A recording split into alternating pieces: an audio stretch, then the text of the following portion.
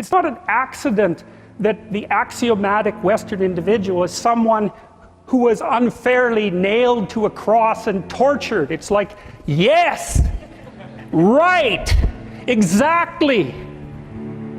So what do you do about that? Well, I thought about that for a long time too. It's like, well, you don't get together in a damn mob, because all that does is allow you to be as horrible as you could possibly imagine and suffer from none of the consequences. That's a bad idea. So how about we don't do that? Well, there's a deep idea in the West too. It's like, pick up your damn suffering and bear it and try to be a good person so you don't make it worse. Well, that's a truth. You know, I read a lot about the terrible things that people have done to each other. You just cannot even imagine it. It's so awful. So you don't want to be someone like that. Now, do you have a reason to be? Yes!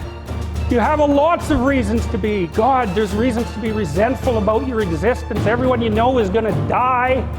You know, you too. And there's going to be a fair bit of pain along the way, and lots of it's going to be unfair. It's like, yeah, no wonder you're resentful. It's like, act it out and see what happens.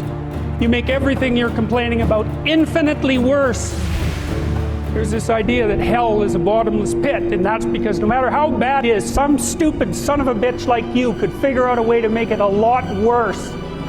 So you think, well, what do you do about that? Well, you accept it. That's what life is like. It's suffering. That's what the religious people have always said. Life is suffering. Yes. Well, who wants to admit that? Well, just think about it. Well, so what do you do in the face of that suffering? Try to reduce it.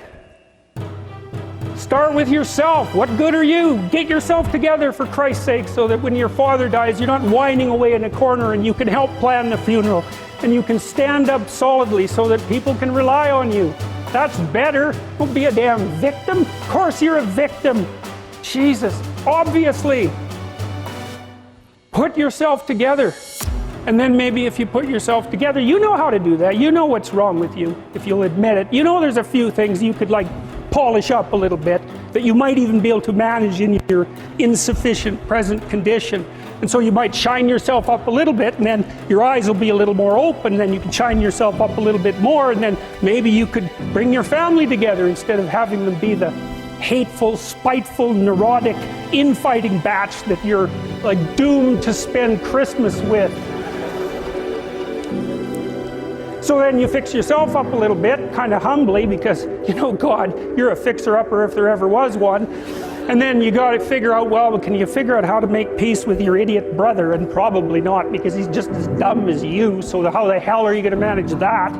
And so then maybe you get somewhere that way, and your family's sort of functioning, and you find out, well, that kind of relieved a little bit of suffering, although it reduced the opportunities for spiteful revenge, and that's kind of a pain in the neck.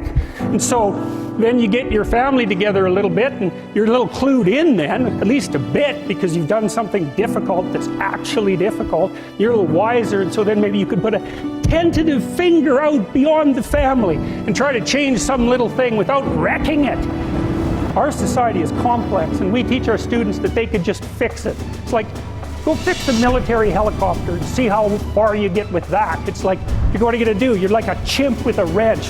Whack! Oh, look, it's better. It's like, no, it's not better. Things are complicated, and to fix things is really hard. And you have to be like a golden tool to fix things, and you're not. So, and that's the other message of the West. It's like, how do you overcome the suffering of life? And I'm not saying it's only the message of the West. How do you overcome the suffering of life? Is be a better person. That's how you do it. Well, that's hard. It takes responsibility. And I think, you know, if you said to someone, you want to have a meaningful life? Everything you do matters. That's the definition of a meaningful life. But everything you do matters. You're going to have to carry that with you. Or do you want to just forget about the whole meaning thing, and then you don't have any responsibility, because who the hell cares? And you can wander through life doing whatever you want, gratifying impulsive desires for how useful that's going to be. And You're stuck in meaninglessness, but you don't have any responsibility. Which one do you want?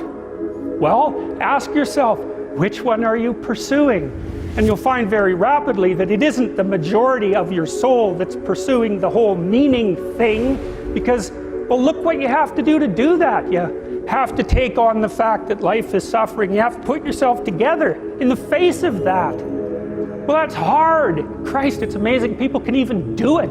I'm stunned every day when I go outside and it isn't a riot with everything burning. Because really, God, you talk to people, it's like there's all these ruined people out there. They've got problems like you can't believe. Off they go to work and do things they don't even like. And look, the lights are on. My God, it's unbelievable. It's a miracle. It's a miracle. And we're so ungrateful. College students, the postmodern types, they're so ungrateful. You know, they don't know that they're surrounded by just a bloody miracle. It's a miracle that all this stuff works. That all you crazy chimpanzees that don't know each other can sit in the same room for 2 hours sweltering away without tearing each other apart, because that's what chimps do. Anyways, so what happened? Well, I made some videos and I got to the bottom of some things, at least as far as I can tell, so I told you what the bottom is, and then I got this idea about what you might do about it, which isn't my idea. It's not my idea. It's an old idea. It's far older than Christianity. It's old. It's the oldest story of mankind. Get yourself together. Transcend your suffering. See if you can be some kind of hero. Make the suffering in the world less. Well, that's the way forward, as far as I can tell, if there is any way forward. And that's what's under assault by the postmodernists.